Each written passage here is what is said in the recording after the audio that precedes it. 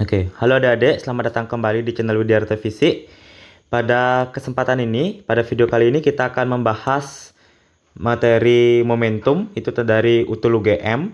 Nah, jadi kita tahu suatu soal termasuk ke materi momentum dan impuls apabila di soal ada kata tumbukan, ada kata tabrakan, ada kata gaya, kemudian diminta kecepatan atau waktu.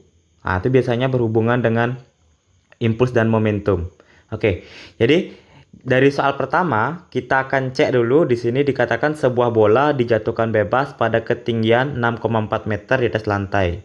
Pada pantulan pertama oleh lantai, bola mencapai ketinggian maksimum 4,8. Nah, jadi misalnya di sini ada kata pantulan, sudah pasti dia masuk ke impuls momentum. Nah, berarti misalnya di sini mula-mula ada ketinggian pertama, ada bola yang ketinggiannya di sini katanya adalah 6,4. Oke, kita tulis 6,4. Kemudian sampai tanah dia akan mantul ke atas lagi. Nah, jadi sampai mantul ke atas lagi. Ketinggian pantulan berikutnya dikatakan 4,8. Nah, terus berapakah ketinggian maksimum yang dicapai dari pantulan ketiga? Nah, diminta pantulan ketiga. Berarti setelah nyampe ketinggian 4,8 dia jatuh lagi dan mantul lagi. Nah, mantul lagi di sini baru namanya pantulan kedua. Pantulan 1, pantulan 2, jatuh lagi dan mantul lagi, baru kita akan menemukan ke pantulan 3. Jadi H3 ini yang diminta. Berapakah kira-kira nilai H3? Nah, di sini kalau ada pantulan diminta ketinggian, rumus yang digunakan adalah koefisien restitusi, atau di mana E sama dengan akar H2 dibagi dengan H1, atau pantulan sebelum dibagi dengan pantulan tinggi sebelum pantulan, tinggi sesudah pantulan dibagi dengan tinggi sebelum pantulan. Oke, jadi misal dari soal ini misalnya ada H0, jadi H0, ada H1, ada H2, ada H3. Nah, jadi diminta nilai H3, berarti nilai H3 berarti akar H3 merupakan tinggi setelah pantulan, berarti H3 dibagi tinggi sebelum pantulannya itu adalah H2, berarti dibagi dengan H2 akan sama dengan akar H2. Berarti sekarang kita cek H2, di sini H2. H2 merupakan tinggi sudah pantulan, sebelum pantulnya adalah H1. Berarti akan sama dengan juga akar H1 dibagi dengan H0. Nah, ingat dalam mengerjakan kita tidak bisa menggunakan 3 sekaligus. Jadi kita pilih dua kasus sekaligus. Yang pertama saya akan pilih itu adalah, nah berarti yang pertama untuk mencari H3 berarti membutuhkan nilai H2. H2 belum ada. Nah, berarti gunakan rumus ini H2 dengan, nah ini. Nah, jadi gunakan langsung H2 dengan H1. Dan berarti ini akar H2 per H1 sama dengan akar H1 per H0. Oke, kita masukkan angka. Berarti akar H2 nilainya mau dicari, H1 katanya 4,8. Oke, biar mudah, akar dengan akar berarti dihilangkan, nggak usah diisi akar, jadi sama aja hasilnya. Terus sama dengan H1 4,8, H0 nilainya adalah 6,4. Sama-sama dibagi 8 atau sama-sama dibagi 0,8. Ini hasilnya adalah 6, ini hasilnya adalah 8. Atau 3 di sini adalah 4. Oke, 4 dengan 4,8 bisa dicoret, 4-nya 1, 4,8-nya 1,2. Dengan demikian ketemu H1 sama dengan 1,2 dikali dengan, saya tulis ya nih H2, berarti sini H2, ini berarti H2. Jadi H2 sama dengan 1,3 dikali 1,2 dikali 3, berarti 3,6. Oke, setelah kita dapat H2, baru kita bisa mencari nilai H3. Nah, berarti kita mencari nilai H3, berarti hubungannya nih dia, H3 per H2 sama dengan H2 per H1 yang warna biru. Berarti akar H3 per H2 sama dengan akar H2 per H1. Nah, jadi kayak tadi sama, akarnya dihilangkan langsung. H3 mau dicari, H2 nilainya 3,6. Nah, berarti sini 3,6 juga. H1 nilainya adalah, nilai H1 kita ketahui tadi nilainya berapa? H1 4,8. Oke, tulis 4,8. Berarti sama-sama dibagi 12, berarti atau sama-sama bagi 1,2. Ini 3, ini hasilnya adalah 4. Sama-sama ini bersama-sama dibagi 4. Ini 1, ini 0,9. Dengan demikian H3 sama dengan 0,9 dikali dengan 3. Jadi 2,7. Jadi tinggi pantulan ketiga adalah 2,7 meter. Jadi yang jawab yang paling tepat itu adalah option nomor D. Ya, oke. Sekarang kita akan lanjutkan di soal berikutnya. Nah, dikatakan sebuah benda bermasa M mula-mula diam di atas lantai licin. Pada saat T sama dengan 0, benda mulai dikenai gaya konstan horizontal F. Setelah gaya bekerja selama T sekon, kemudian kecepatan benda sebesar V. Dari ketentuan tersebut tentukan massa. Nah, sini di sini ada gaya, ada kecepatan, ada waktu, diminta massa. Nah, di mana di sini kita akan mencari hubungan impuls dengan momentum.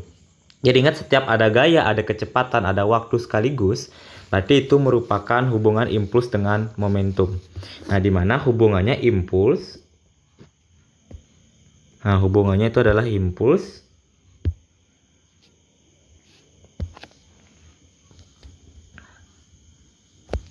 Jadi impuls itu akan sama dengan perubahan momentum. Di mana impuls, impuls ini rumusnya adalah gaya dikali dengan selang waktu delta T. Kemudian momentum, delta perubahan momentum merupakan massa dikali dengan kecepatan akhir dikurang dengan kecepatan awal. Oke, di soal kita pertama dikatakan mula-mula diam. Berarti mula-mula diam, kecepatan awal nilainya sama dengan 0. Berikutnya kecepatan menjadi V, berarti Vt sama dengan V. Sementara selang waktu berarti delta T. Nah, selang waktu delta T sini mula-mula pada saat T sama dengan 0. Nah, berarti mula-mulanya T0 juga. Kemudian bergerak selama T. Nah, berarti delta T-nya adalah T. Ini F, delta T-nya kita ganti dengan T, massanya M dalam kurung. Vt-nya V, karena dibilang V di sini min 0. Nah, dari sini kita bisa menemukan bahwa F dikali T sama dengan M dikali V. Dimintanya M, jadi M sama dengan F dikali T per V. Jadi jawaban yang paling benar itu adalah option nomor A ya. Jadi F kali T per V. Kita akan masuk ke soal berikutnya. Dikatakan sebuah peluru bermasa M1 ditembakkan dengan kelajuan V ke dalam bandul balistik bermasa M2. Oke. Berarti kondisinya di sini saya gambarkan sebuah bandul dulu. Nah, berarti sini ada sebuah bandul. Berarti mula-mula bandul ini dalam kondisi diam. Berarti sini ada M2 dengan kecepatan 2 mula-mula sama dengan 0. Kemudian di sini ada peluru. Nah, berarti ada peluru di sini nembak yang bermasa M1 dengan kecepatan V. Nah, ketika dia sudah nembak peluru, ketika peluru sudah menembak bandul, dikatakan peluru menembus dengan kelajuan V per 2. Nah, berarti ketika dia sudah menembus, nah jadi kayak gini jadinya. M2-nya bandulnya bergerak ke atas, sementara pelurunya tembus dengan kecepatan V per 2. Nah, berikutnya dikatakan berapakah kira-kira ketinggian maksimum? Ketinggian maksimum yang dicapai oleh bandul ini. Nah, berarti yang diminta nilai ini yang diminta. Ini yang diminta, kira-kira berapa nilai ketinggiannya nih? H sama dengan berapa? Oke. Untuk nyari H, ketinggian maksimum itu bisa digunakan rumus V kuadrat sama dengan 2 dikali G dikali H.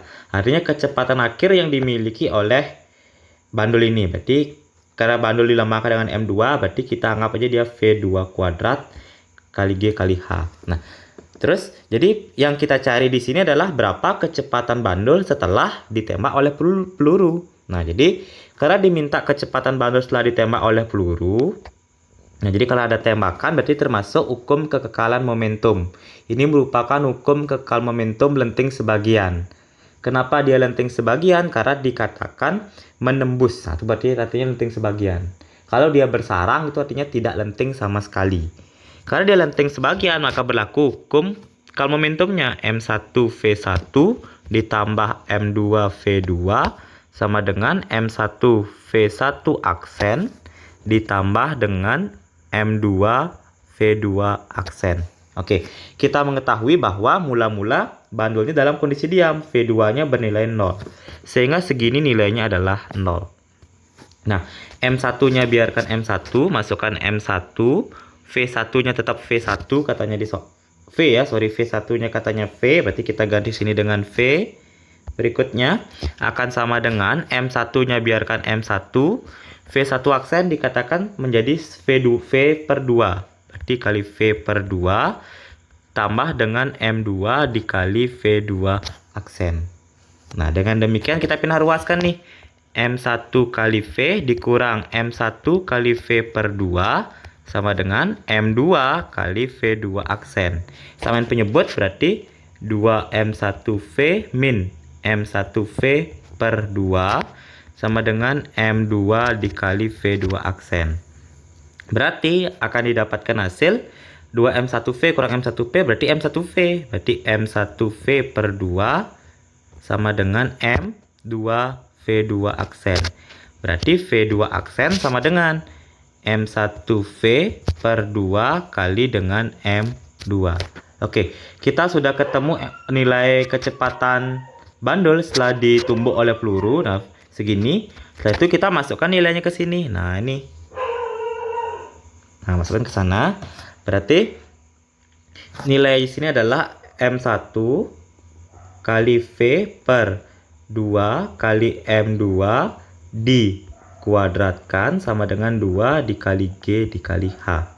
Berarti M1 kuadrat, M1 kuadrat kali V kuadrat per 2 kuadrat 4, M2 dikuadratkan sama dengan 2G dikali H. Jadi karena dimintanya H, berarti H sama dengan, nah ini pindah ruas ke sini.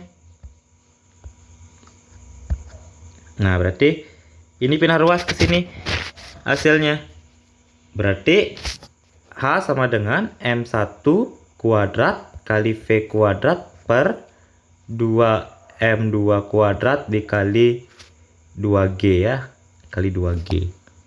Nah, berarti hasilnya, sorry, 4 ya, 4M2 kuadrat kali 2G. Berarti hasilnya M1 kuadrat kali V kuadrat per 4 kali 2, 8 M2 kuadrat dikali G. Jadi option yang paling tepat itu adalah option nomor A ya. M1 kuadrat V kuadrat per 8 M2 kuadrat G ya. Oke, silakan dipahami dengan baik. Kalau ada yang ingin ditanyakan silakan komen di kolom komentar. Dan jangan lupa tonton video yang lainnya. Selamat dan semangat belajar. Terima kasih.